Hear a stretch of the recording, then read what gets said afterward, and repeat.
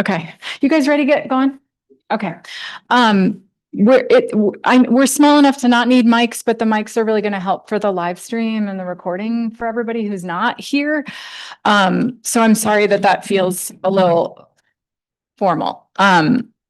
But let me get to the slide deck, and then we'll make sure to link the slide deck to the agenda before the end of the night so that folks can have it and dig back in, because a lot of the information will be really helpful for our ongoing IBB work the rest of this spring.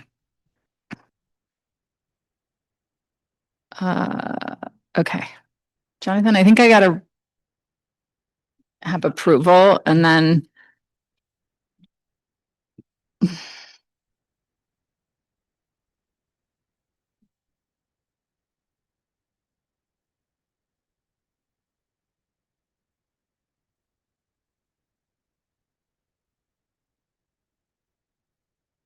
I think so.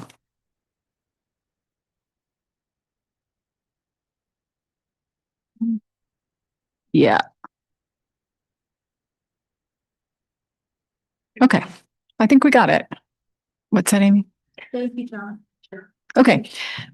So our goal for today is to make sure all of our IBB representatives understand the level of our budget and finance projections for the current year and historic, so that we have some historical context, that we know where we are and we know what we're looking ahead to for next year. We want to determine and make sure that everybody has the right information so that we can get clear about next steps and decision points for IBB this year. Specifically, the objectives are going to be to share updates. We've got like our health insurance costs projections for next year. So we're going to look at some of those, knowing that the health insurance team will be doing deep dives. Christy will talk us through kind of past, present, future financial projections, and also looking into the future with like a 3-year trend. So we'll look at those. We're going to talk about specific financial impacts to what we believe we can start working with in terms of salaries and benefits expected for 26-27 budget season. Want to hear your clarifying questions, additional needs, what other information we need as IBB teams and subcommittees to do the work we need to do in the next couple of weeks. Want to just talk a little bit about process and timing, clunkiness, and some of the conversations we've been having on some of our IBB teams and subgroups about our calendar and what comes first and awkwardness there. And then really want to end with a message of proactive hope and strategies and leaning into positive work, which is kind of the work we're doing around mill levy override. So just want to give some updates and some recruitment plugs. So that's kind of the gist of what hopefully will be another maybe half an hour, 45 minutes of us presenting, and there'll be a couple pauses for some questions as we go through. So again, I mentioned this a little bit, but really want to name, and I think any of us, and certainly if you're on, the labor management committee, the leadership team for certified IBB, the 4x3, which is the classified leadership team, and the admin leadership team that meets before leader council, knows that this still feels very much like we're kind of in this norming, storming, reforming phase for IBB, given a couple of key things. And so just want to lift up as we're going through this, and just name that even though this feels clunky and it feels different than the past, there's a lot of reasons for that. And we remain deeply committed to interest-based bargaining as a strategy to strengthen staff ability to thrive and really flourish here, that remains really important, even though our process feels clunky right now. Also want to lift up that we recognize that there's things that are different now that weren't what the last couple decades of IBB have looked like. We now have a collaborative bargaining contract for certified. We now have 3 more formal IBB teams. We're in this phase of declining enrollment. We have really interesting instability at state and federal levels of funding. And our calendar and cadence for IBB is awkward. And I think there are things that we're learning that aren't quite working well when we're working with hypotheticals that might work better. And so we'll talk about that a little bit kind of towards the end of some of the work that's continuing around process. And all that being said, we still want to make forward progress and we want to continue to reflect on and improve on what's working and what's not working for IBB right now. So just want to make sure that we name that this feels like a work in process and need our teams to keep talking through whether this annual calendar, how we can continue to strengthen it. And want to make sure that we lift up at this moment the priorities of rebuilding an IBB system and calendar and process that we all feel like we can trust and that we have voice, and that we are prioritizing communication and transparency, relationship, and importantly, consistent access for all to financial information and education. I think one of the things that we've really learned in the last 3 years is we don't work well when people think it's okay for us all to say, well, we don't really understand the finance or the budget of the district. Like we can't have that. We all as stakeholders need to understand how the district's budget works and know our role and accountability. And so just really want to name how far we've come from, I think, a place that we don't want to go back to in terms of financial excellence. And then I think also this feels, I think, awkward and clunky. And it also is, I think, a really important opportunity for this crew that continues to be a committed and smart and dedicated group of leaders.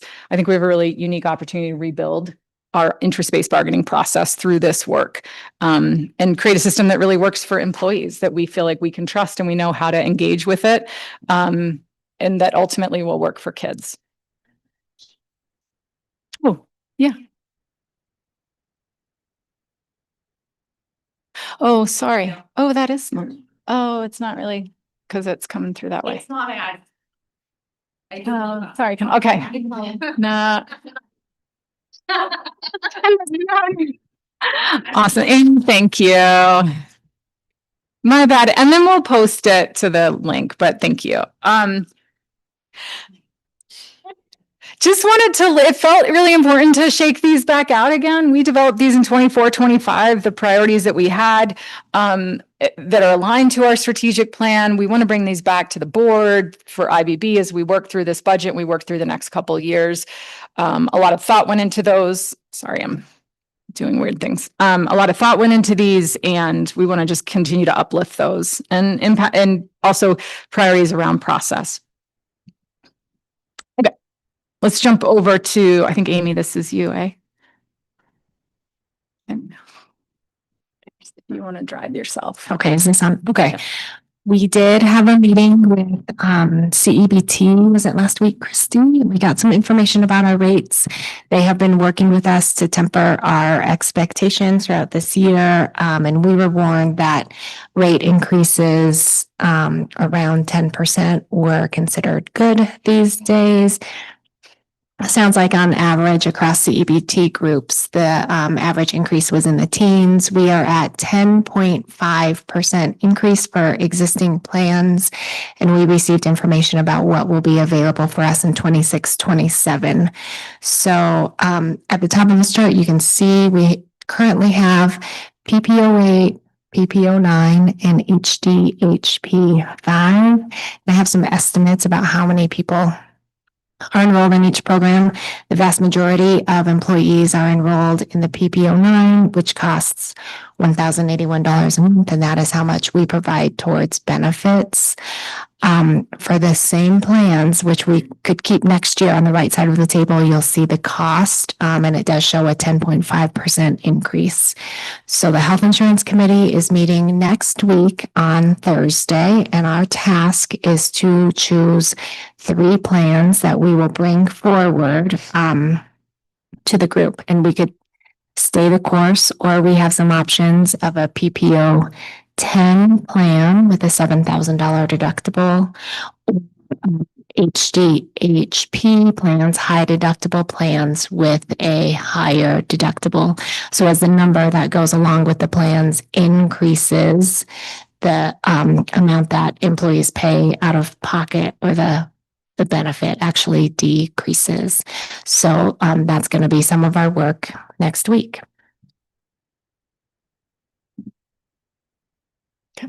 Okay. Anything else we need to cover? I think you should. I don't think so. Yeah, the choice of 3. And then again, we don't, get too deep in the weeds about how much we'll put towards it. That's really the work of IBB. But as we choose which three to bring forward, there could be a rationale behind the choices that we recommend. Okay. I wish, looking backwards, I was here maybe 3 years ago to be able to present a different perspective and storyline around the district's revenues as we've been talking about this year. This storyline is a bit more, I guess, flat, remorseful, challenging.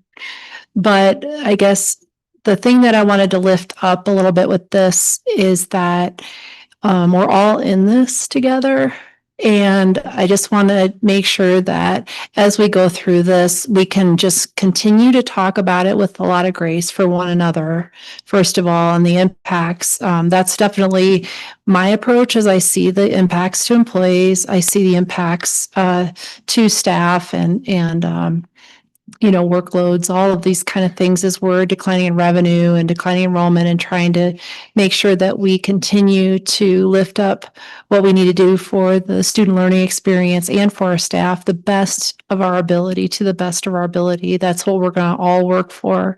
And so I just wanted to add a little human component and just pause for a minute with that. And I think that all of my colleagues feel the same way, but that's just something I just wanted to mention before we start this.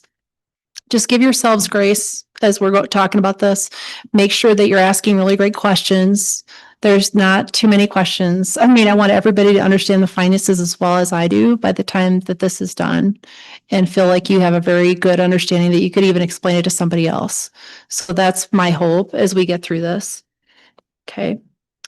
So just as a remembrance, when we were talking about how we would do a 2.0, looking at the way we might be able to do some decision making for the future and looking at what available finances are remaining at the end of the year was a little bit different than what we used to do with IBB in the past. And we've had to make that shift because of the declining enrollment and other things that have impacted the ability for us to continue the way we were operating before. It broke the formula, so to speak. So this is just a remembrance of what we're looking at. So the first thing we look at is current year and prior year. And if there was favorable or unfavorable variances as far as why, and if there is any dollars available for staff reallocation. So we are going to go back to 24-25 and make sure we have that conversation. We're going to look at 25-26 now. And we're just really wanting to operate in complete transparency with all these years and continuity of the years so that we're all aware of exactly the funding available and why not. Okay. And then looking into the next year's forecast, just seeing what recurring dollars are available, what non-recurring dollars are available, and how we handle that in the recommendation. Okay. So this is just, I put a couple slides in here, or we put a couple slides in here to just talk about where we've come from as far as budget cuts already to the organization, because we've already done some work on budget reductions over the last couple of years. And this is just a reminder of what we did to solve some budget gaps for 24-25, a different storyline. However, we didn't have things in our budget, and we had to look at some budget savings at that point in time and reductions. And those were what those were looking like at that point in time.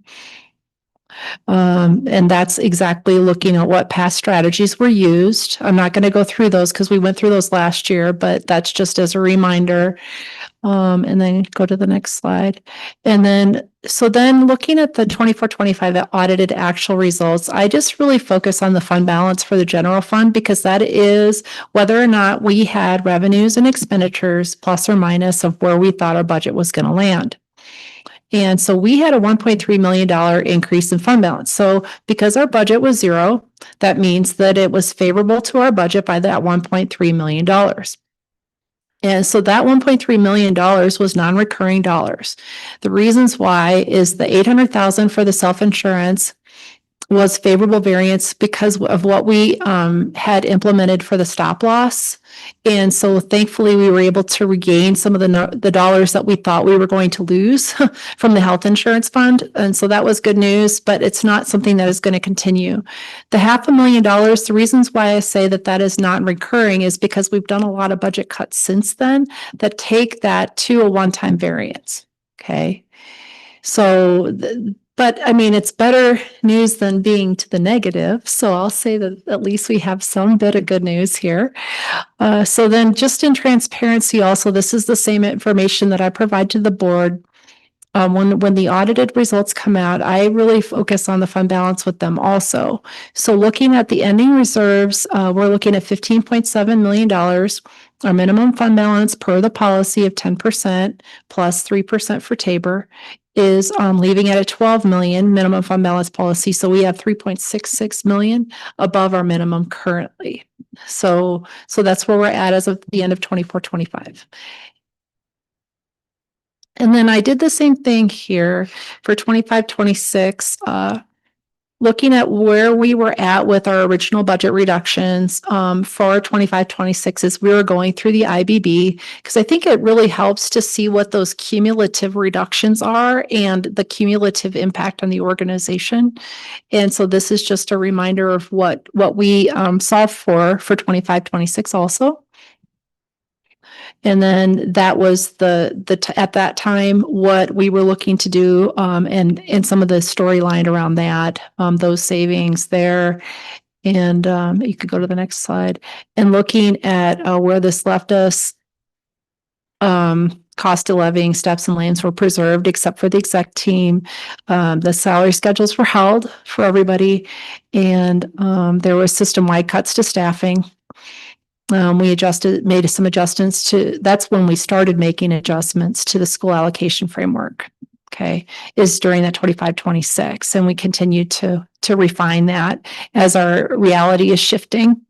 And so we had some reductions in our school budgets and department budgets also that were recurring in nature. Okay. So then you look at the estimated actual results now. This, I wouldn't say that a zero net loss or net gain is a good news, but our supplemental budget for 26 shows an $879,430 deficit. So what we've done is scoured the books to see what we may have as favorable variances in the budget. Is there anything that we're not thinking of? Is there any negatives that we're not thinking of? And this is the best information we have right now. It is subject to change because we're still in the middle of the year. So this isn't going to be our audited numbers. There's no way for me to know that. But I can say that it looks like my best estimate right now today is that there's going to be no change in fund balance for FY26, which I say is good news because we were originally saying to the board with a supplemental budget of $879,000, and most of that $879 was because of our loss in students, which was above our loss above the amount that we had lost in kids compared to our budget. So that was the reason for it. Now, the other thing I want to note on the anticipated favorable variances, you might say, well, are those recurring or not recurring? So the first one, the CCAP not being reduced, that's already in the budget. We had thought we were going to have an additional one-time loss this year, and we're hopeful that the federal government is going to get their act together and retain that for the district and for our families. Okay.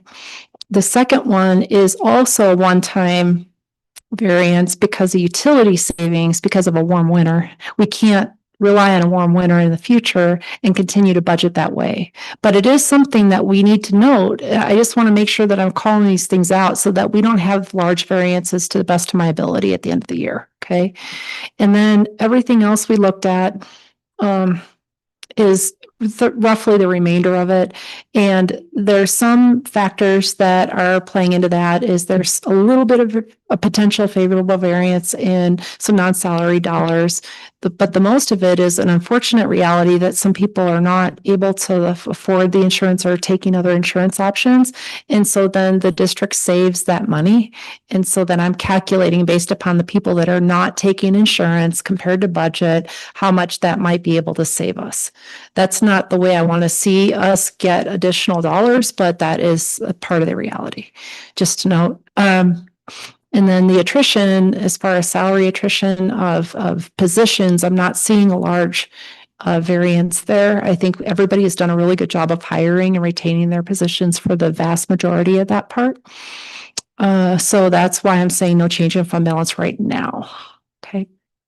And it's subject to change. I mean, I'm putting information out there, but I mean, early, but I'm doing the best I can. So I want to make sure that I put my disclaimer in there because we're not at the end of the year yet. Okay, going to the next slide. Okay, so I don't expect you guys to see all that information on the right. I just wanted to remind you that we have gone through that and not to rehash it. But if you guys wanted to see, it's now looking instead of 2.2 million worse than last year original budget, it's at 2.4 million. Most of that is because of the additional charter school allocation that's required according to the law that we move in accordance with PPR and where their funding is. So that did increase slightly. So what I did here, just to show you where my baseline is, because I'm trying to bring everybody along and make sure everybody can follow this and that it makes total sense to people. So the current revenue estimate and current transfer estimate is according to the information on the right. You can look and see exactly where those numbers come from. But those are the adjusted for where we think the budget's going to be for 26-27. The expenses are exactly what we budgeted for the original budget in 25-26. The reason why I use that as the benchmark is that was the last time we did very deep dive, I guess, review of all of our expenditures. And that's why we use that as our benchmark. Okay. And then I take out the budgeted carryovers that are one-time monies because we don't want to include that as a deficit. That would not make any sense. Because those carryovers are for things such as the Educational Opportunity Fund, it's for the school carryovers, it's for the ACES budget carryover for curriculum, all of those kind of items are included in there. And that is truly one time. So the net deficit before any reductions, before we start anything on expenditures is $2.4 million loss. So the financial goal is to try to balance the budget. So when we don't balance the budget and we operate at a deficit, that kicks the can down the road. And the challenge with that is that it really eats into our fund balance pretty quickly. And we end up having to deepen the cuts in another year where we're going to have additional cuts, which is really a challenging scenario to put the school district in. It's better to look at this year over year and making sure that we're trying to balance things appropriately. So what I'm saying here is if all the expenditures were just carried over from the prior year's budget from 25-26 into 26-27, no change, that means we would have to cut $2.4 million to get to a balanced budget. Okay. And we've already done a lot of reductions from 25-26. So that is going to be challenging, as you guys could see, but we've done a lot of work on this and that's what we're going to bring you to the next slide. Okay. So the first thing, unfortunately, that I need to talk about, and this is before we talk about our negotiated available funding, is I have to look at additional estimated costs. So we had a couple of other budget holes and cliffs. Unfortunately, the one is for the sports. We didn't have a budget that was, well, we didn't have a budget really in 24-25, 25-26, we tried to create one. There were still a few coaching positions that were missing. We have also obligated to our coaches that we have to pay a 2% increase on their salaries each year. So we're estimating that to be $75,000 and we're still doing a lot of work around that. The budget cliff with tech mill funds was I mean, that was from quite a few years ago. We had a large fund balance in our tech mill fund, and so we decided to start paying for positions out of there. And also the second part of that is they never put anywhere in the general fund, any sort of their capital costs that are we have to incur. This is stuff for things like the internet and very important items. These aren't things that are like nice to haves. These are to run our technology department and that kind of thing.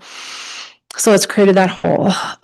We also, unfortunately, even with declining enrollment, we're seeing a higher increase in our SSN population, which is unfortunate. So that then we have to continue to increase the number of special ed student or paras that we hire. So we have to add 5 additional SSN paras, according to IEPs, based upon the kiddos that we know are coming or that we have currently. And we've done some deep dive work on that. I've noted here in that yellow is the additional estimated retirement incentive cost. So that is, I'm noting that as a one-time cost because, we'll get to that. But the reason why that's a one-time cost is that I don't believe that it's the intention to continue to escalate and increase the cost of this at the effect or impact of raises. And so this is part of the conversation moving forward, that we really have a challenge with what is happening with our retirement incentive. Other increases estimated is at roughly 140,000 currently, and that's just inflationary adjustments that are not necessarily anything that we can impact, such as increases in software costs and that kind of thing. But so then the total deficit after increases in costs, excluding the staff raises and benefit increases, is 3.448 million. Okay, it's going to get better, you guys. So just stay with me. Okay, stay with me. So we still have to talk about how, like any sort of a step increase is about 1.3 million, 10.5% health insurance is about $1 million increase. Just to give you an idea of what those look like. And the retirement incentive total budget, just so you're aware, is $839,000. We had a $622,000 retirement incentive budget in 25-26. Okay. Okay, so this is the work. Oh, can you move that one little part over so I can see? Yeah, so that's fine. I'm just working off that thing. Is that working? Yeah, that's fine. Okay, so the deficit after expense increases that we just talked about was 3.448 million. Okay, so then we're looking at what reductions that we are proposing. We're first reducing an ACES position and a nursing position for $177,000 saving. What we've done is we want to make sure that there are no sacred cows in the conversation. And so we have taken all of our administrative budgets for non-salary. So we did the salary reductions, and then the non-salary, we're saying everybody has to partake in these budget reductions of 6.3%. And where I got the 6.3% reduction is that is what the schools had to reduce in their non-salary allocation on average. And so that is, so if the schools are going to have to do that on average because of a declining enrollment, so then we're going to have to all partake in that reduction at the administrative offices, ECE, FRC, everybody. So that's 395. That's where that came from. Then we're reducing the 2.5 FTE for front office specialists. Those are the positions that we have been able to fund in the past, but are above the allocation methodology formula currently.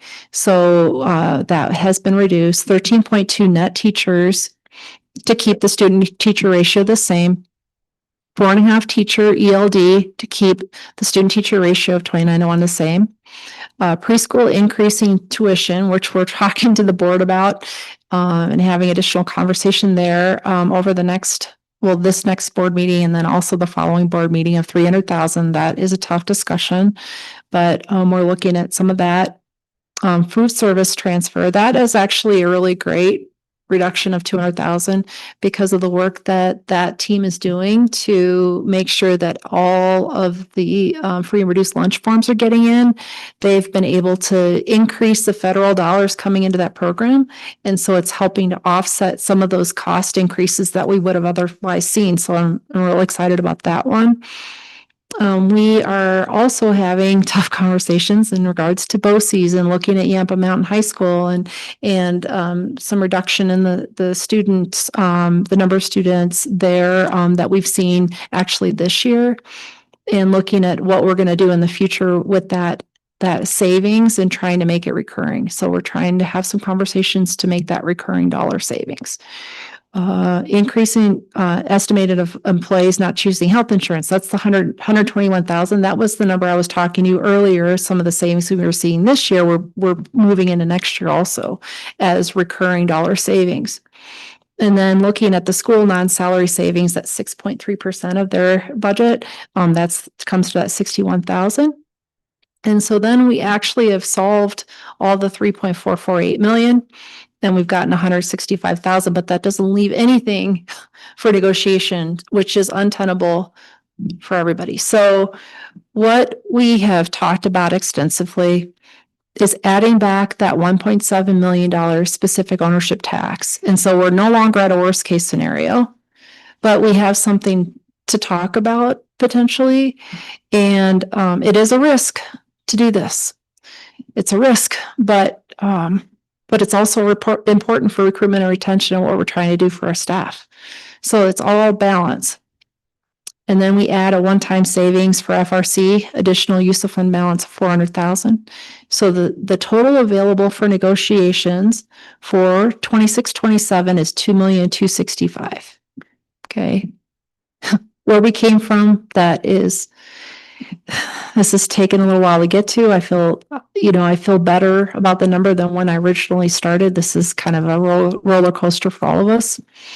When you take out those one-time resources that we're talking about and net the FRC one-time funding for revenue against the one-time retirement incentive expenditure, which is $183,000, you have recurring funding available for negotiations of $2,082,000. Okay. And so there's a huge distinction. Who does not understand the difference between recurring and non-recurring? Okay. Everybody has heard this enough to know. Okay. I just want to make sure that I'm not, because if one person raised their hand, I would make sure to explain this. So the recurring dollars are going to be used for the staff raises, for health insurance, recurring increases, and those kind of things. 2,082,000. Okay. So let's see if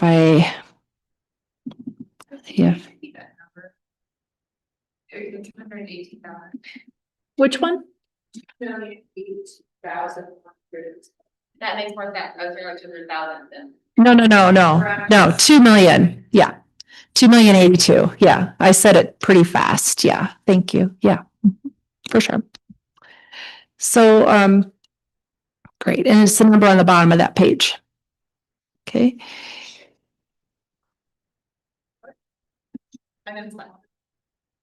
So where we going?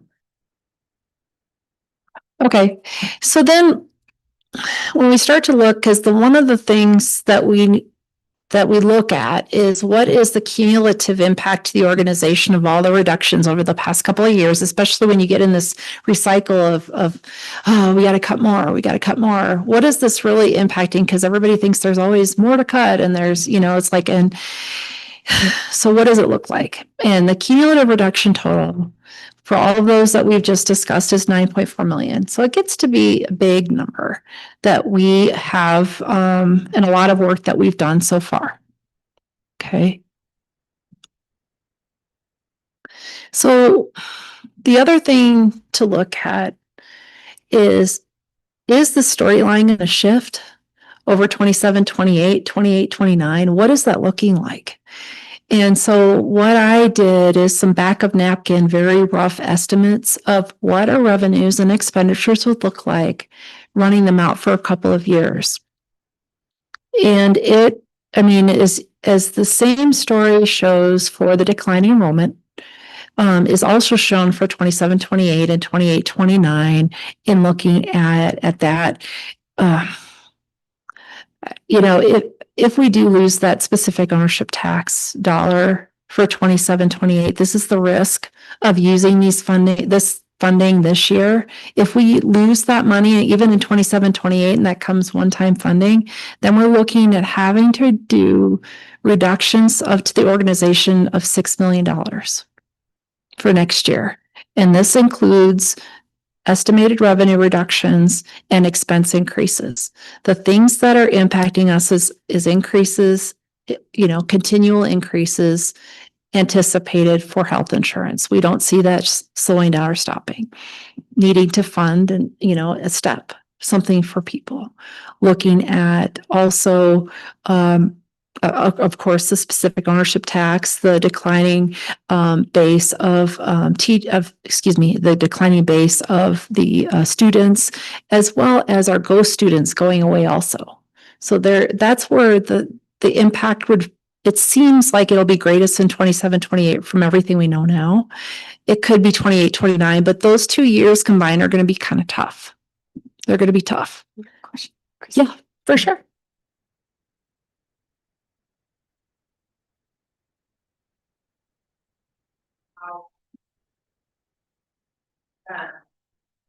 $1.7 billion specific ownership tax that are adding back in.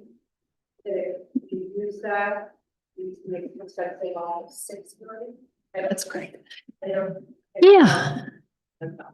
You bet.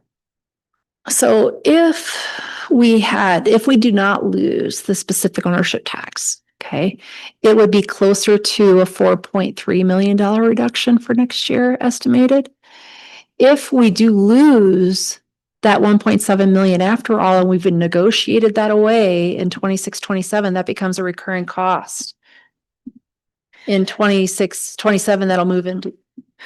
So what you're not seeing is that what Christy was naming kind of the backup napkin. What that is that's us rolling in the projected losses for kids heading into 27, 28, the impact with charter funding, the impact with loss of averaging. And so it's just kind of running out. If things continue in the way they are projected with demographics, with the what Christy names is kind of us, the state averaging, the smoothing factor, or the loss of that the averaging that's going to shrink, that we're anticipating right now is going to shrink in 27, 28. When we roll all those things up together, what we see is somewhere between that $4 million deficit that we're going to have to overcome. And then if specific ownership tax is taken out in 27, 28, currently the legislature is talking about it, then we're looking at 6 million.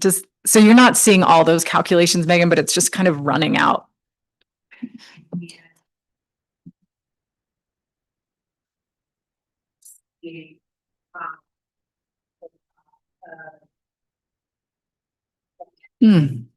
Where then we would navigate part of that through reductions in front office that shows teachers, right? Like there will be parts of that work free that would come no matter what, where we will use staffing to different ratios, whether that's ELD or teachers or front office specialists, like all of that was sort of boosted. You could see reductions in discretionary budgets at both the district level and at school levels. So it's not actually like a 4.3 gap that would exist as we'll navigate parts of that. They were navigating the 3.44 on its top assignment, correct? That's correct. Okay. So that's correct. Yeah. But it's just. That you use that in addition to navigating a 4.3 million loss due to loss of revenue, student numbers, et cetera, also still have to then navigate the 12.7 specific ownership tax. That's correct. And that's what makes it really risky. And putting that at this juncture into recurring dollars, it just depends on what the legislature says.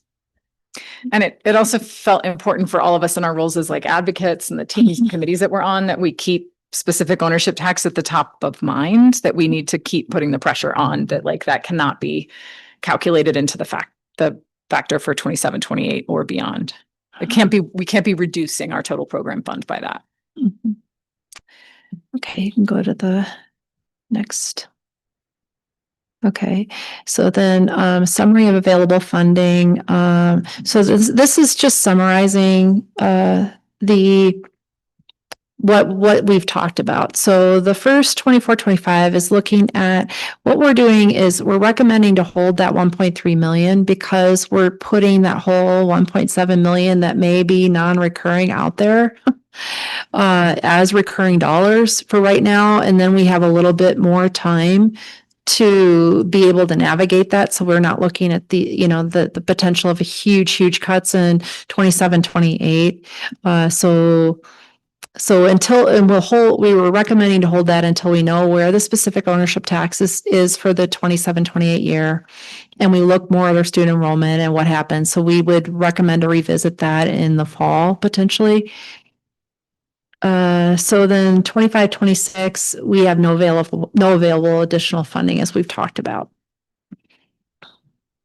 And then 26, 27, we have the 2,082,000 available. And then we recommend holding that 183,000 in one-time net available recurring funding with the 1.3 million because it's not enough for really doing any meaningful type of a bonus, so that we would have that funding that we could discuss in the fall. Okay. So if you want to just, go through all of that. Oh, sorry, it's fine. Okay, so the summary of available recurring funding. So we've got the 3 different IBBs, certified, classified, and admin. So we separated that out between the 3 to show what dollars were available for each one of the groups. And the way that I estimated this is based upon the 25, 26 staffing, salary and benefit combined. Excuse me.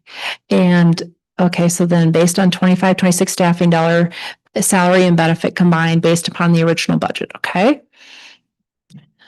Yeah, Benefit, salary and benefit. that is including all salaries. Like if you look at the 25, 26 original budget, it's all the salaries and benefits. So that would include para, that would include health insurance benefits by classification, that would include salaries by classification, all 3 of them combined. Okay.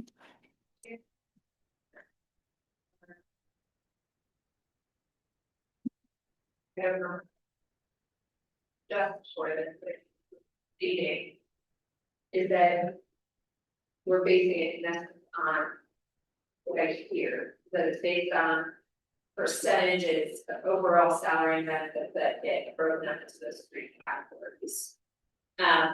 However, we saw on slide 19 that we are using like 17.7 teachers. We are losing 2.5 from special education, 85 parents. Like, we're losing teachers next year, we're not losing like admin, right? So next year there will be less teachers than we're having, so it feels like they are not like the slice of the pie are off for if that makes sense. It does, but I can tell you that the calculations for the cost are also based on those same percentages. So it's apples to apples. So I can explain that a little bit more when we get to the next slide. Because I think, we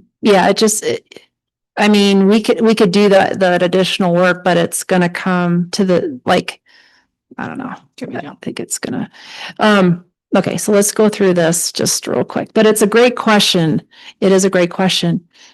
So when you look at the cost of a step of 1.3 million, I separated the cost of a step based upon those same percentages at 772, 436, and 92. so that everybody was, it was the same estimated average. Then the cost of keeping the current insurance of 1 million, certified, classified, same percentages. And then what I did is cost per 1% of health insurance increase, so that if the team was to decide upon a different health insurance option, that then you would be able to calculate what that meant for each one of the different teams. Okay, if that makes sense. Okay. Okay, so here's some considerations. So this is just another way to frame what we were just saying. We could cover steps and lanes at 100% in continuation of current health plans if the employer contribution to benefit holds at $1,081 a month, which means employees cover additional costs. The 100%, we could cover 100% coverage of current plans at the current rates if we free step and lanes. Or steps in lane and 100% coverage only if we switch to a higher plan, PPO 10 or HDHP, and fully covered employee plan. And the one thing I wanted to note is just lanes are not currently budgeted separately. They're included as staff attrition. That's the way we're budgeting, because we don't budget a very large number for staff attrition. That's how we pay for our lanes. So we could be over budget on that in any given budget year. That's just the way historically we've done it.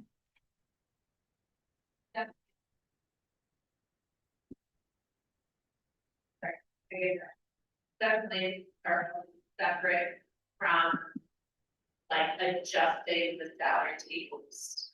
So this is based on frozen salary. Correct. Okay.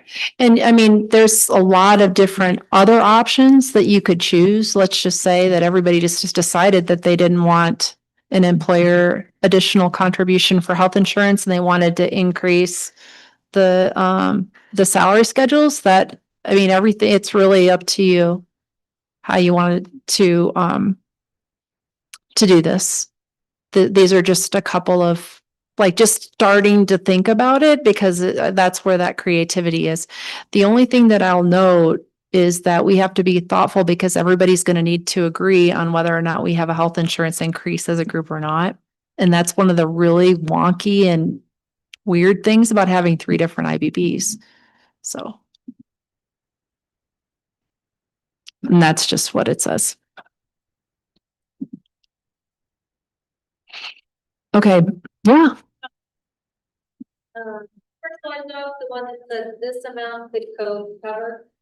That's the 1.3 million that, It's the 2.08. okay. So 2.08 could cover these things. Yes. But we're not considering the 1.3 million now. So that you're getting all of it. The 2,082,000 is what is available for negotiation. There isn't an additional 1.3 anywhere or anything. Oh, She's that's talking about the the non-salary. Yeah, the audit. Very, yeah. very. Yeah. So Fair. that's, I see. Thank you. Yeah. So we're saying that that's not on the table for being able to increase recurring costs, that 1.3 million. Okay. That's from the state for next year. So the That's 1.3 million is from our audit from 24-25. So that's differences what we budgeted. right. When all And- the dust settled. Yeah, we're pausing on that, thinking that we wanted to see what was really going to happen with that, with the 1.7 specific ownership tax. So that if they did end up cutting that in 27-28, that we may have an on-ramp for that. Good question. Yeah, thank you. Yeah, Charlie. Slide 6, again, health insurance, I'm seeing roughly like $120-ish per person talk this week. You just multiply it by the numbers of people you have here, we're talking about $70,000 to $80,000. So is that correct? Wait, so you're talking in numbers. I'm sorry, go ahead and explain this to me again. Slide 6. Mhm. next year. About $220 based on a healthcare plan. And when you multiply that number by the total for 4 weeks, we're talking about over $78,000. Oh, you'd have to multiply that by 12. That's, yes, thank you, yes, thank you. Good math, though.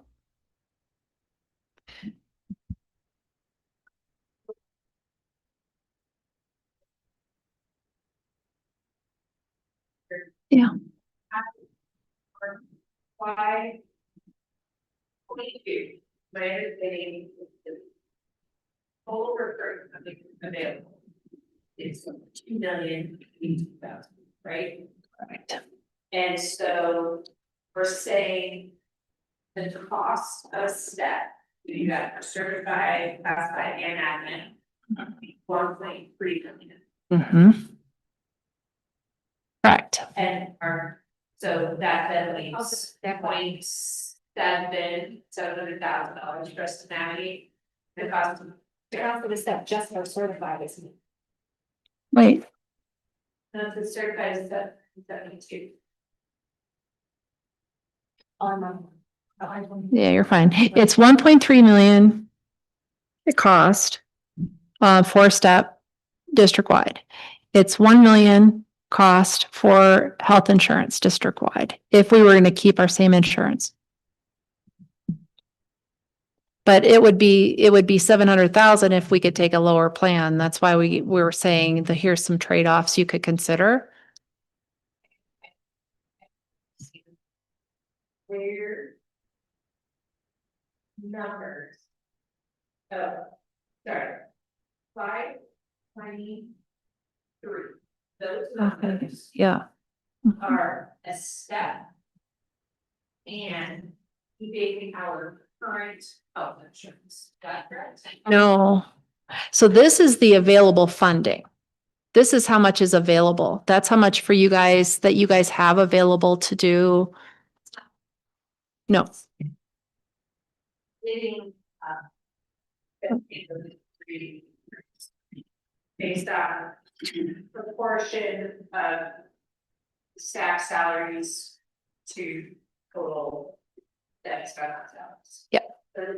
So the slide 23 is available, that's not the reason for the budget, right?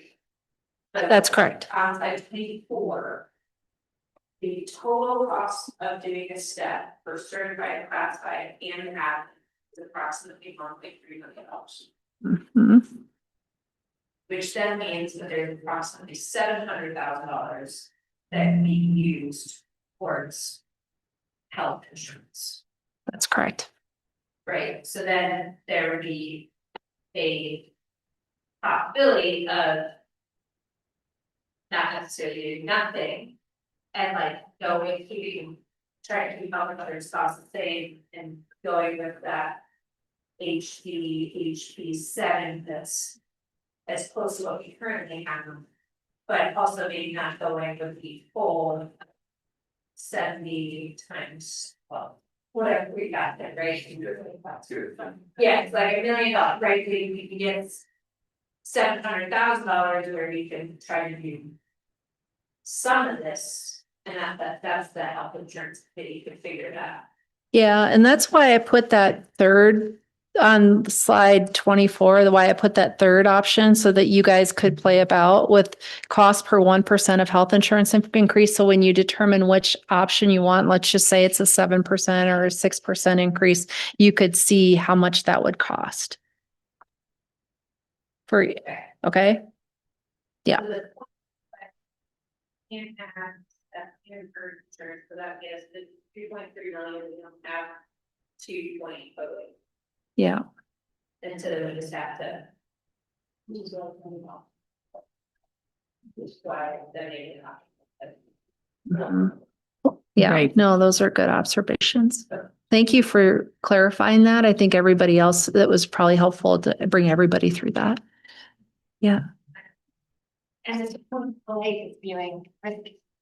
yeah, yeah. the long way that. Yeah. Mhm. Charlie. We're, Christie, when I looked at your audit, page 2025. Yeah. And I see that the total revenue for the district was 100,794,000. I see in your current estimate for next year, 95 million, right? There's a difference of about $5.4 million. What amounts of the drop here? In your estimated revenue versus our actual total revenue. So, I'd have to look and see, because if you're looking, are you looking at the government-wide financial statements? There's a clarification, however. It's based upon two different methodologies of accounting. So if you're using the government-wide financials, you're looking at apples and oranges. Yeah, that's- but I would need to look, so why don't we, I'm happy to talk about it as a team here if we want to do this. We might have the time if you want me to look at the financials real quick with, It's just a five. yeah. I'm thinking it's because of a difference in accounting, and so they're apples and oranges because there's an accrual-based accounting that we use for budgeting, and that's towards the back of the financial statement you're going to see in your general fund. So just to make sure that we're looking at the same, let me pull that up just to make sure that, I just had to look and see how much time that was going to take me and make sure that we're good. Why don't we do this? Because I want to voice over this slide, which I think is the like where we want to make sure that we feel like we've got some takeaways, and then pause, and then we have a couple of other kind of quick hits that we want to talk through. So I think if we take away anything from this of as IBB teams that are sitting on committees that are ready to do some work, that know some priorities, I think, what we're hoping folks can sounds like this makes sense and feels like we have shared understanding, that we're projecting that we can allocate 2.08 million to salaries and benefits this year. Based on kind of current legislative updates, this leaves an additional loss for 27, 28 if the specific ownership tax is not funded. We're just naming that. Split by team, it meant that we have this certain amounts split up for certified, classified, and admin on that slide that we looked at to really work with in bargaining salaries, benefits, and other interests. So we did show some trade-offs of this or this. We also know that there's priorities and salary schedules, that there's other ways to look at those dollars. And that our IBB teams need to kind of start wrestling with that a little bit. Teams can use these final numbers to finalize agreements for 26, 27, and again, presuming no large changes in state and federal funding over the next couple months. And I would name under all of this and certified, especially certified salary committee, we've been talking a lot about like how hard it is to work forward in hypotheticals. And that's part of one of the quick hits that I'll talk about after we pause. But I think this slide really identifies that, like why we're having to be somewhat conservative when we're trying to bargain forward in what feels like a really uncertain environment with enrollment and state funding. So I just want to name that because this slide of wanting to say takeaways always feels like it should be very concrete, and it feels not concrete, but we know we need to do some work. So would love to like pause here on all these pieces before we do some quick hits. The last couple quick hits are about the retirement incentive and wanting to talk about that, about the IBB calendar writ large, and about MLO. So those are the kind of last three things, but want to make sure that folks are coming along. So I wonder if we go Megan to Stephanie. And I recognize that we got 3 mics so that we could actually get questions on mics. Are you guys okay for like Yeah. kind And of talk showy so people Is it okay if I answer they can't? what Yeah. Charlie said? Because I just wanted to make sure, because that's why I have to look it up. So the 101,000 was based upon the correct method of accounting. It just includes multiple funds. That includes your ECE fund, early childhood education, and that's the majority of the difference in that fund in the 101 million. So that's most of that $5 million difference. It also includes your tech mill fund, which I budget separately. And so that's 388,000 there and 4 million roughly for ECE. And then there's also the insurance reserve fund, which is roughly 2 million. So there's the revenue differences.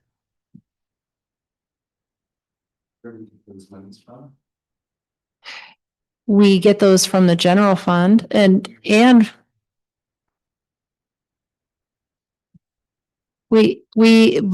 This is just rolls all of those up. I was just explaining the differences. Yeah, I would, I think it's an important note, and it's something that we've not been able to see. Christie's really helped us visualize and take early childhood out of our budget. Up until the last 2 years, we haven't seen it, but there is a separate fund now.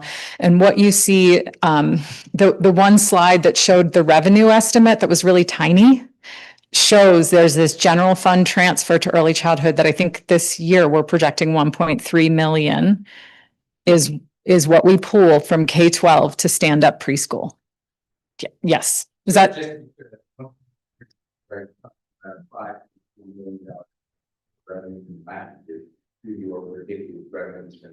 No, the 1.3 is inclusive of a total of about roughly 3.7 million of revenues total in that fund, which includes all your local sources and your CCAP and all your federal sources and state sources that are the supplementary, and the vast majority of the revenue related to that. That is not included in my current numbers for FY 27. Okay, thank you.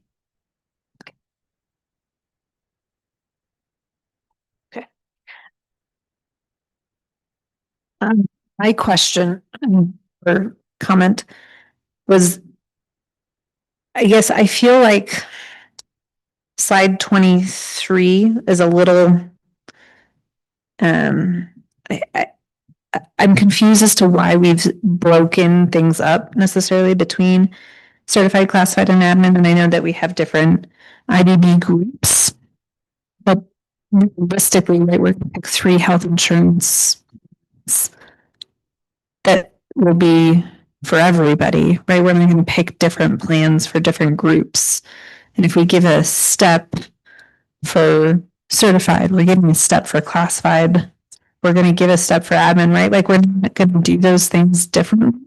And so I guess or maybe I'm totally, we have the possibility of doing things differently, but I guess I was trying to understand why we are like, it's not that admin has 147 and they need to figure out what they do with it because they can do something different than the rest of the groups. And so I just had some clarification there that I thought I felt like I needed some clarification. Is my understanding correct? That we'll like pick 3 health insurance plans and that will be impacted to everybody. And if we do a step for some, we'll do a step for everybody, or is there really a possibility where those things are different based on different groups? You're naming like the exact, like when we talked about the clunkiness of this is a big piece of that. And historically, with certified IBB, we would kind of go through this process and say, these are available dollars, and this is the amount that is certified has to work on and make decisions around health insurance and salary schedules and steps and lanes. And when we only had certified made a decision and everybody else just got whatever that was. So we have, and this is where it gets weird with 3, because you're right, like we can't have 3 we can't have different employee contributions to health insurance, but we could have, I mean, I'm watching Christy as I say this, we could have employee groups that transform their salary schedules in lieu of steps and lanes. I mean, I think in a world in which there was more dollars, right? That we felt like, okay, we all know steps and lanes are important. We all know health insurance is important.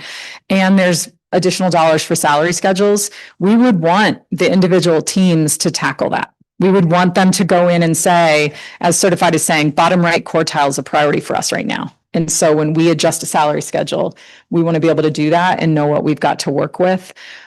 That's not the world necessarily, like we don't have that plethora right now, but I think what we're trying to do, and we missed this last year, right? Last year, we just came in and said, we've got this much and we could do steps and lanes. And everybody was like, hey, hold up, time out. What do we actually have to work with within our team? But it's not straightforward. That is helpful. I guess one of the thoughts that I have is that this might actually go back to a point that Charlie made eons ago. Is that like even this proportionality of like how we're breaking up monies that goes to certified, classified and admin that we take as a like, this is how we do this, where this is the proportion we're keeping the proportion, I think is something that should be questioned just because it's past practice. I think that's a question that I have. And then the other piece is that, like, I get that when there's extra money and then it's like, well, how does admin want to adjust their salary schedule? How does classified staff want to adjust their salary schedules? Like that makes a lot of sense. But I think there's certain things like health insurance that should be done actually across the board. Things like steps and lanes that should be done across the board and not within individual groups, but yeah. You know, and we're trying to navigate that too. We're gonna have to look even in the system to see how we can give steps to some people and not to others, that, you know, how that's even gonna work. So we're trying to provide as much information as we can to this group, and that's the wonkiness of having 3 different IBBs. Just clarification that health insurance has been straight across the board for everybody. But in the past, historically, certified has gotten so much and they decided within IBB. I was on IBB back then. And then admin, they're really, like 1 year, we might have gotten a 1%. But that was different than everyone else. And also classified, it looked different. It wasn't just across the board. It looked different at different years. Historically, not health insurance, but pay.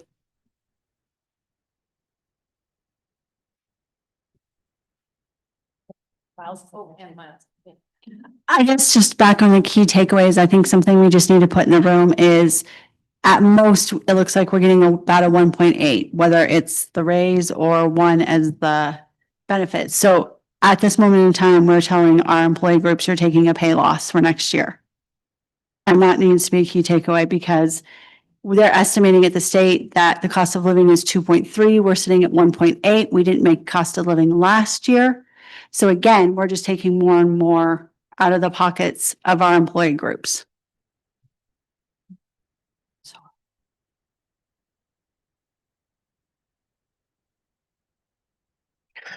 Right. I was just looking. So December inflation was 2.7%. January, it's 2.4%. You're offering us 1.8 and cut in insurance. So our buying power, sitting here in this room, our buying power is going down. You're asking us to do the same job and you're asking us to take less and you're asking us to be happy about it. Is that correct? Also, we can be unhappy, but suck it up and take it. Is that accurate? And it's not just teachers, it's admin, it's everybody, and it's not right.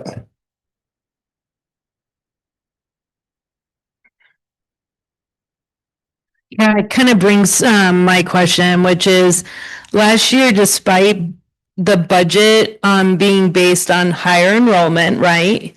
As far as projections than what we actually had, because of the state level recalculations regarding the per pupil funding, our district actually ended up with more money.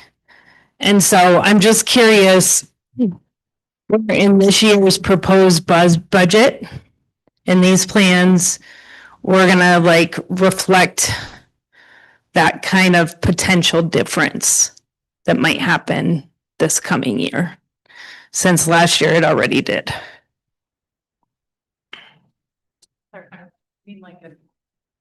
Do you mean? I guess I'm confused. Do you mean that if like enrollment is again lower than what we project? No. Even though enrollment was lower, we still ended up with more money from the state due to the state doing the per pupil calculation different. And so we ended up actually netting more. And that doesn't show up in any adjustments that we have with, last year's budget. I'm just curious, how are we going to include that in potential difference this year? Like if. With that number being somewhat. That we actually walk away with more because their recalculation is in our favor. That we actually end up with more millions of dollars because their recalculation is in our favor. Did you want to take that? Okay, so I want to try to answer this question, but I want to make sure too that you're keeping me honest that I am answering your question. I'm not answering something different because I understand that it's pretty nuanced at the state level.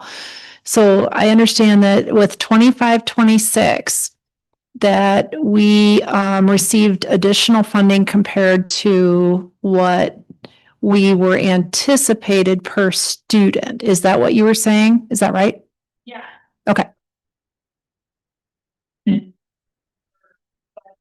Forward, even though we spoke ahead with numbers, we still ended up with more money. Okay, so that we in the supplemental budget showed that we actually lost money on the students, even with the increase, any increase in state funding. We actually didn't realize any additional funding for those kids. The decline in enrollment did hit the district last year, and that was part of that $879 million loss on the supplemental budget that I was showing for 25-26. So but I can share that information with you in more detail if you want to go through it. I'm happy to do that. And what we're seeing for 26-27 is that the decline because of the reduction in the student averaging and the smoothing is looking like we're going to get less money again. And now but looking at 26-27, to your point, let's just say that the state came back on actuals and said that there was more money than I'm showing here.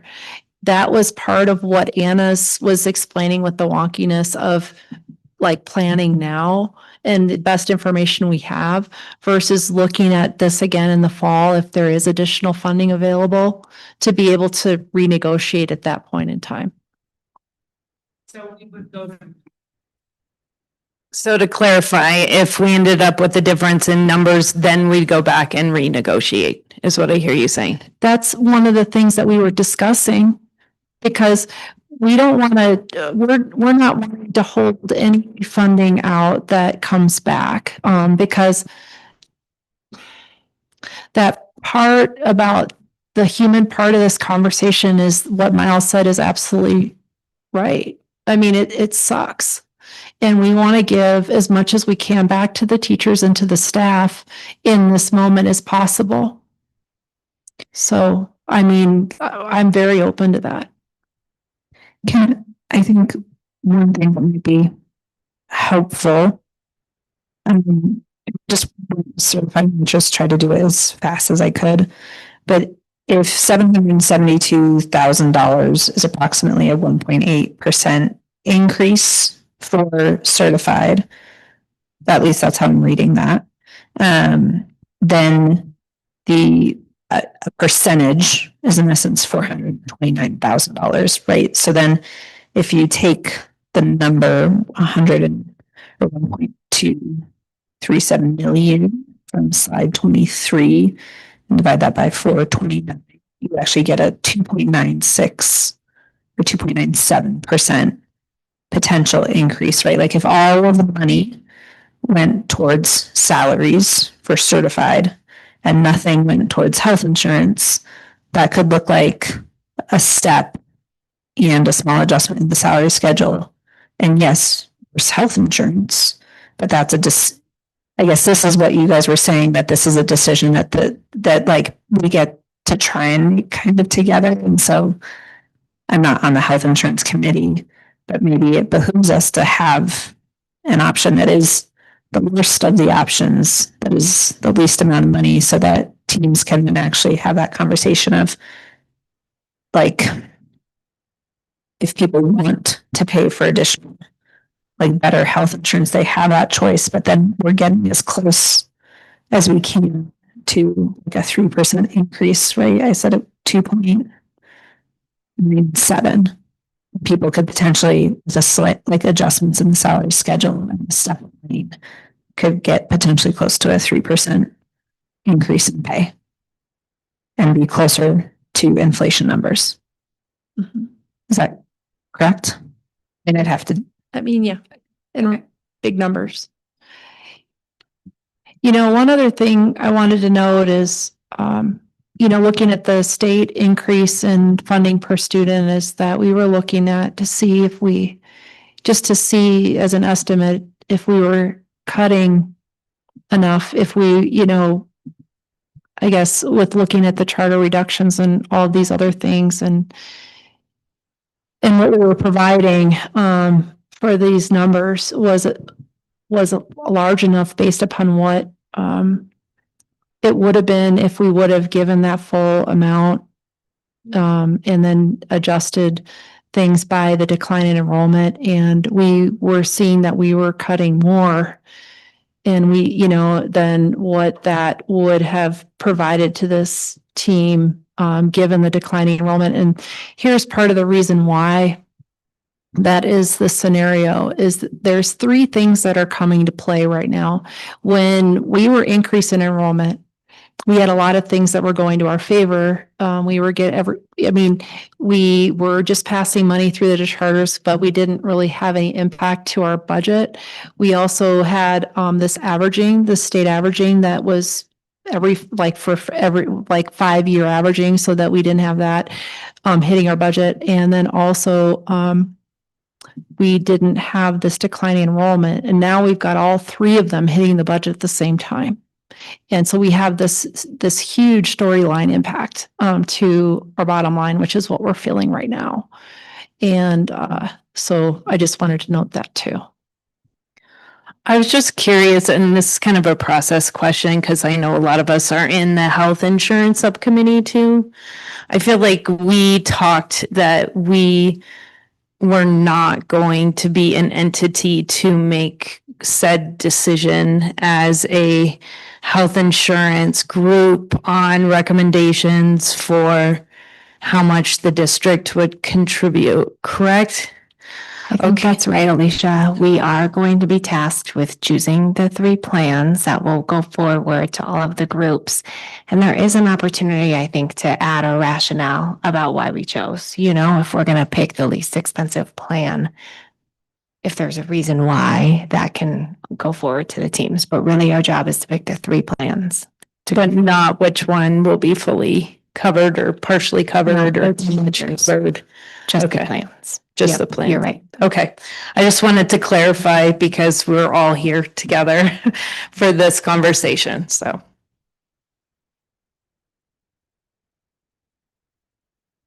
You have that, that's really covered, right? No. Actually, somewhat unusual in districts in high cost areas to have a fully funded PPO plan for sure. There are limits to how much we can ask employees to contribute, but it's somewhat common to either fully fund a high deductible plan or to ask employees to make a small contribution.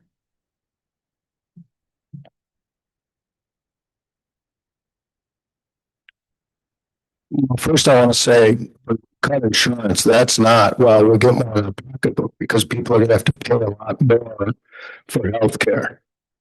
And when you pay it in the pocket, the insurance company isn't negotiating those rates down, so it costs you a lot more.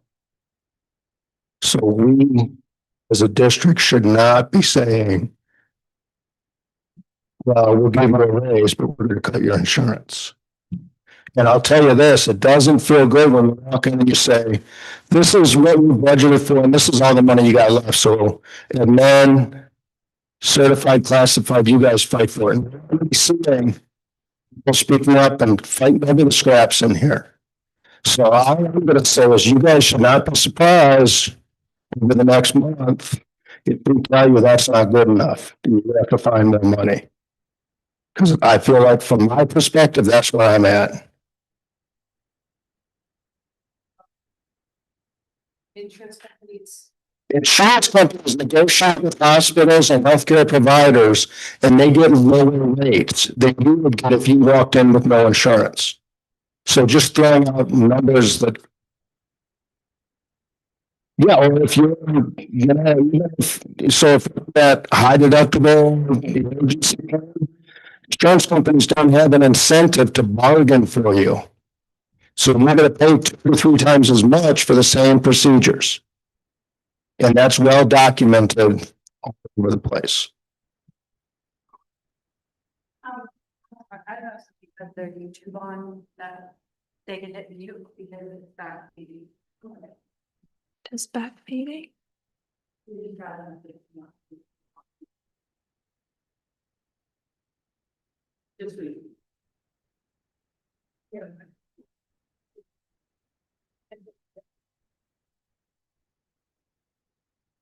Guys, okay to keep going?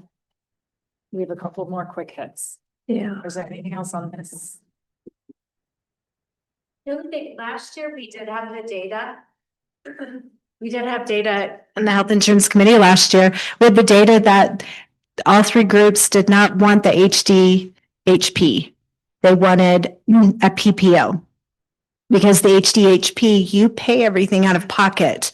And so we all had talked about that. So that was definitely the data we had last year.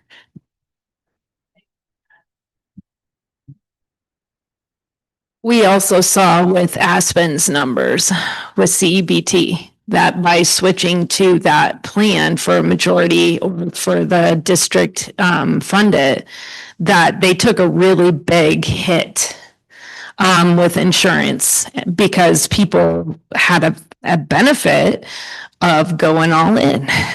Because then you hit your threshold and then things starts to get covered. And so it's definitely something to consider. It isn't just, it's what you were saying before, where it's apples and oranges. This is not the same. You can't just compare PPO to the high deductible as if it's identical. It's not. So with the high deductible plan, once you hit your deductible, hence the high deductible, then your insurance, like the portion that your insurance company is willing to pay goes way up. And so if you have a major surgery, that would hit you. And so, yeah, you're out like 10 grand or whatever for that surgery. But from there on out, every single other procedure you have is covered at a much higher rate. And so it really incentivizes you to go all in. If you have medical procedures you need to get done, to get them all done in 1 year so that it gets covered. And so that's what happened with Aspen. They had a huge cost increase, and that was the plan that they go with. I think it's hard to compare our plan. It is true that if you're, whatever plan you're on, if you make it to your out-of-pocket maximum, you're at the max and you can send it. But the way Aspen funded their high deductible plan with the money for employees, that was impactful for them, and they did have really high increases. I think they're harder to compare because they offer a subsidy, a significant subsidy, and we offered like $30 a month.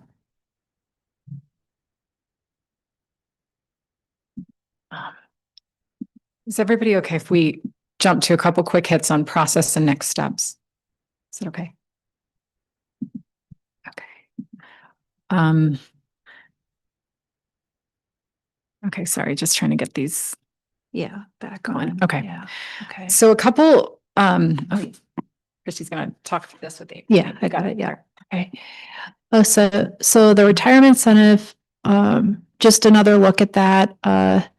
We're currently allocating $622,465 in the current year's budget. And then we have a time overage, as I noted earlier, of $216,000 estimated for the 26-27 budget for the staff who are leaving the district. And I understand that this is a very important retirement incentive, important benefit, but it also is reducing the amount available potentially for raises, staff, like all of the things that we're talking about. So what we're looking to do is propose a transformation of these investments to our salary schedule. Looking at maybe being able to put that 622 in the salary schedule moving forward and trying to phase this out so that it benefits all employees that are looking to retire in their highest average salary. So that is the proposal we're looking to put forward at this point in time.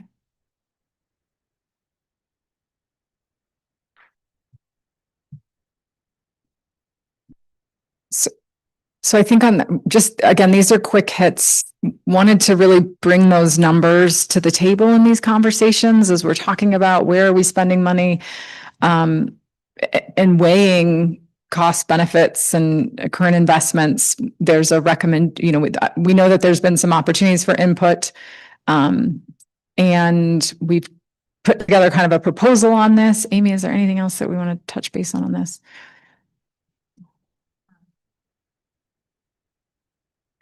I think that as we are looking for every possible funding source, we just want to invite people to engage with us to see if we can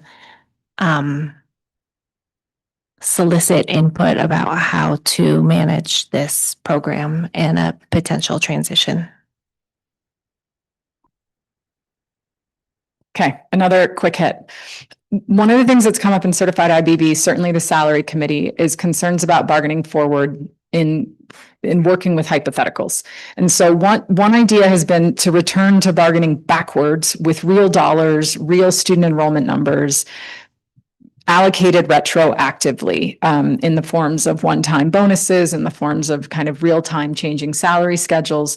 And so just wanted to maybe, this is a calendar that you all saw at the beginning of the year. It was a proposal. It structured the year this year. And I know you can't quite see it, but some of the ideas that Certified has kicked around was like, what if we checked back in on the fall after we see student enrollment? What if student enrollment comes in better than budgeted and we see increases in revenue? Could we make adjustments to staff salaries? When we see that audit come through, could we make retroactive decisions? So what you'll see in here are some possible ways that I think we could reconsider and think about working in real dollars. And so just want to name this as a quick hit that this is coming up.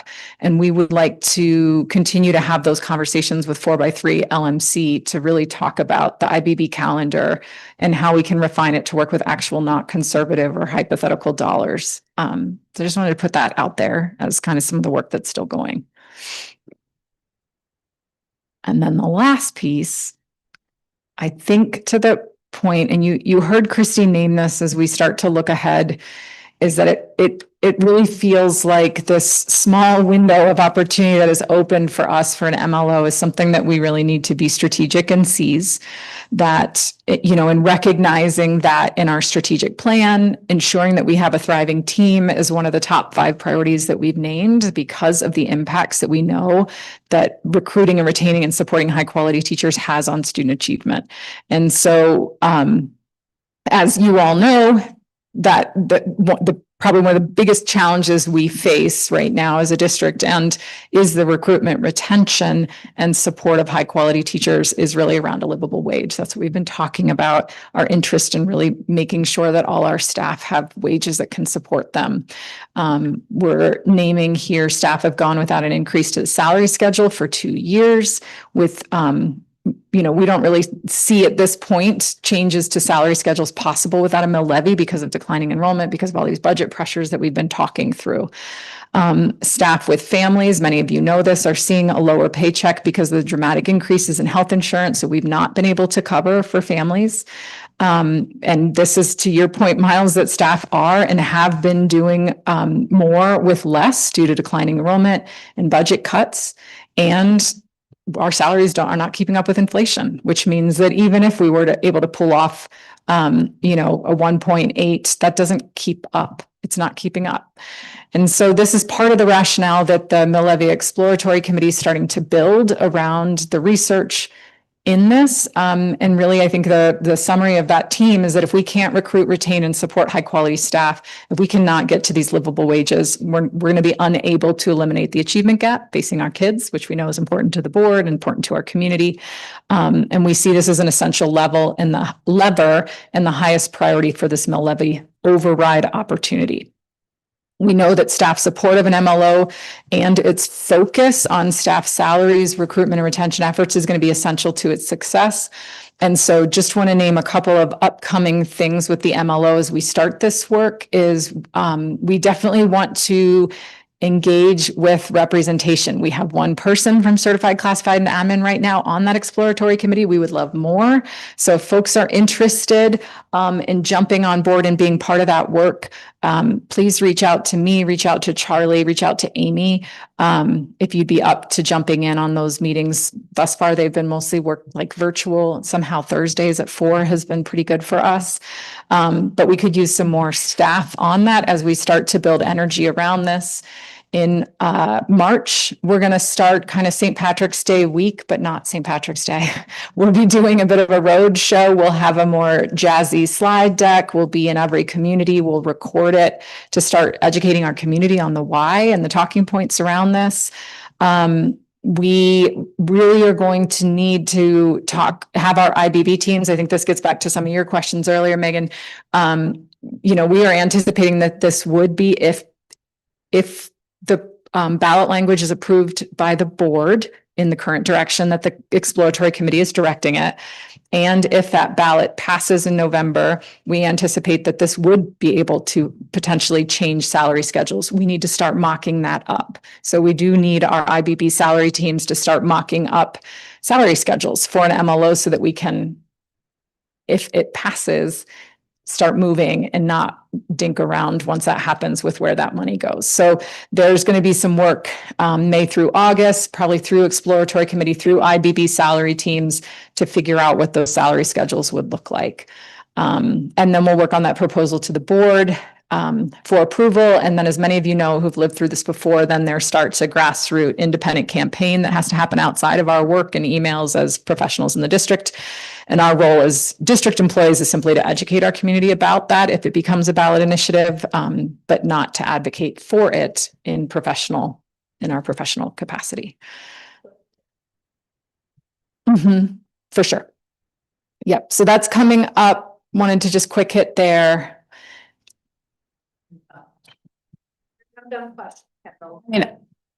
I felt pretty good about school funding finance and being able to explain Taper and Gallagher and all those pieces. And then a friend asked me the other day, my real estate, I just got my tax bill, it's way up. And I really stumbled to answer why we would want an MLO. And like why we're struggling with funding at all. And I thought I was good at explaining those things. So Can I answer that? Oh, go ahead. Yeah. Okay. Because I think that's what the difference in the monies that I was referring to is exactly what Kendall is talking about, is that we actually brought in a lot, like over $1 million more in revenue in local dollars. So that was the difference. It wasn't the per pupil. That was the difference. It was based on exactly what she just said. So quite a few years ago, I don't know if it was 3 or 4 years ago, but before I was in this role, the legislature had agreed to move everybody's mills, if you remember, up to 27 mills at 1 mill per year. Okay. And so what is happening is that last year we got a reassessment and it was roughly 20% plus reassessment. So everybody's property value went up 20%. And then on top of it, they get another 1 mil, so that the general fund mill is moving from a 26 to a 27, for example. So they have a 4% increase there plus the 20% increase. And so what is happening district-wide, and it's happening statewide too, is that the state is like mitigating their budget hole with these additional local dollars in property tax that they're paying for the schools. And so our state share is reducing and the property share and the local share is increasing. That is the other thing that's very egregious about the specific ownership tax, being reduced also. It's another ploy from the state to grab local dollars. So okay. It's a good question. And Kendall, what's interesting, I was literally on the phone at 4 o'clock talking to a taxpayer who was asking me the same question. I hope that helps. And maybe, I don't know if you could be as impassioned, but that is a frustration of mine. Can I change to restate what I heard Christy say, just to make my understanding? We raised more money locally, the state gave us less money. Yeah. Correct. Cool. Just wanted to, thank you. I think this is probably going to be something that we decided in the exploratory committee. But the last MLO, the district committed to providing all of that money to staff salaries. Are you willing to make that commitment this time around? I think at this point, what the exploratory committee has talked about was staff salaries, recruitment and retention efforts. So whether it's 100% just to staff salaries, I think we need to, I think you're right, it's an exploratory committee conversation to make that recommendation. I feel like my job is to tie it to the strategic plan so that we can drive it and get buy-in. But I do think that needs to be talked through with the exploratory committee. I guess all I'd say about that is buy-in is literal this time. If you want teachers to support an MLO, you need to buy us. I was just gonna say similar thing. And when we listen to the board meetings and the board isn't supportive, I'm not gonna spend more of my free time knocking on doors, asking for money again, when taxpayers are asking why they're already paying. If there's not a solid commitment from the board and from the leadership that it is going to put it in the staff's bank account so we can afford to stay here. I also think that we consider that there's a lot of like negativity already. So if we don't have staff backing this isn't gonna happen. And so we need to like really consider that staff, we're talking about staff and we're talking about getting, like Miles, like Steph said, backing. It needs to come from the staff. This isn't gonna pass. And yeah, it has to be talked about in that committee, but so,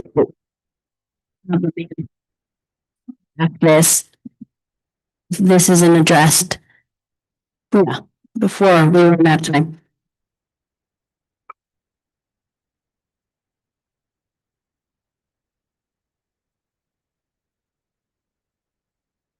Christine, when I was looking at it looked to me like we've actually increased state last year versus the year previous by about 11%. Is that true? I'd have to look to see what you were looking at. For state versus we got more last year than we did, or did the previous academic year. This compared to 24-25. So Okay, just to let me look, it's actually in the IBB document that we are looking at. I'm just gonna look at slide 17. So everybody can share along with me.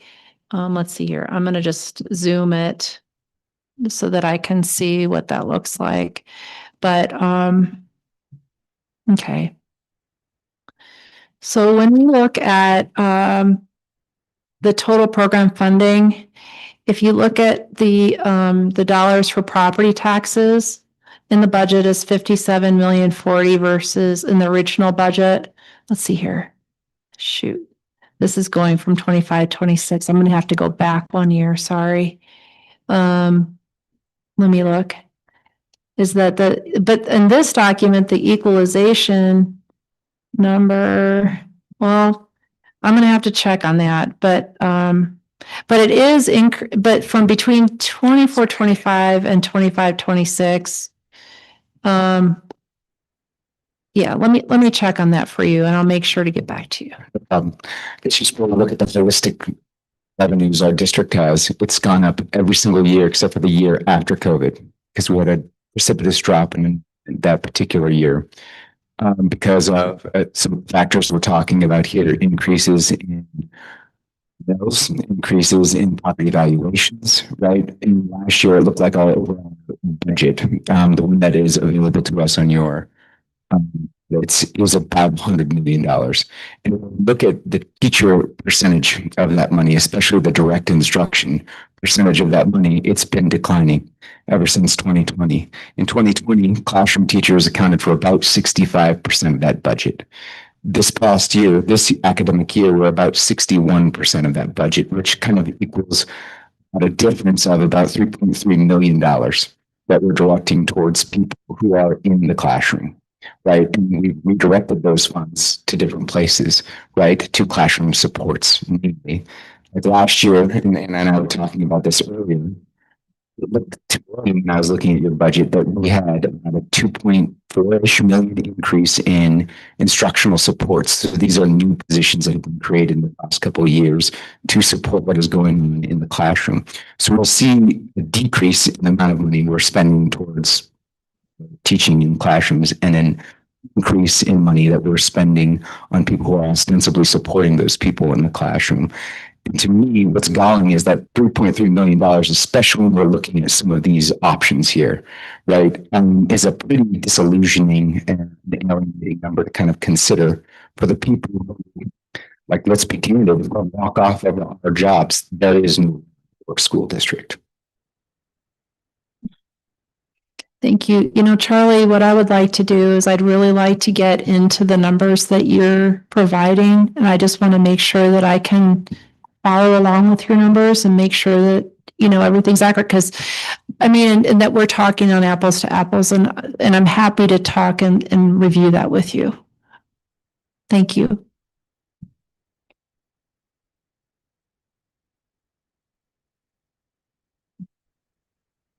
Are we ready for next steps and wrapping up for tonight? Okay. So I think where we go from here.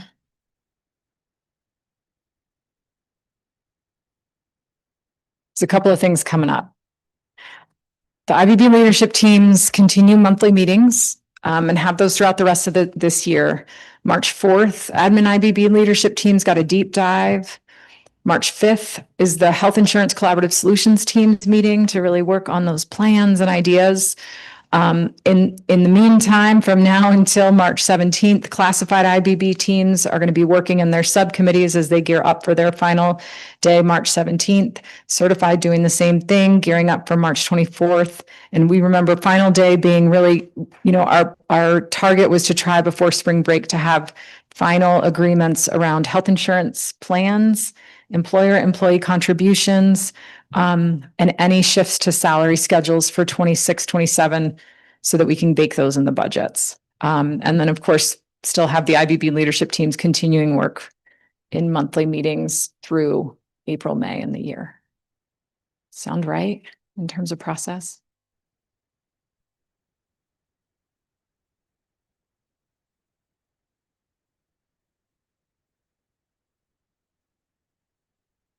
Okay, I'm going to link the slide deck to the invite so that folks have it. I know this group has it directly, but that everybody's got access to it. Please continue your questions coming. And we know we've got lots more conversations in our IBB groups and committees, and let's continue to share the data and the analyses that we continue to find. And I'll need to look at and see if we can, if one employee group could get a step and other would not. That's something that is a nuance that we have never done before. So I don't know if that's even possible, and plus the HR implications of that. So Yeah, now I understand that sometimes these things that you talk about are actually very hard to execute. yeah. I think we'll continue the retirement conversation in the leadership teams. I am concerned about making no progress with this and ceding the decision-making power to others if we can't do anything. Thanks, Amy. Christy, anything before we close? No, I just want to make sure that if you guys do have some numbers that you're working on, is just run them by me, and I'm happy to just look at them, because I'm trying to help everybody through this is my biggest goal. I mean, And I know this message is not easy.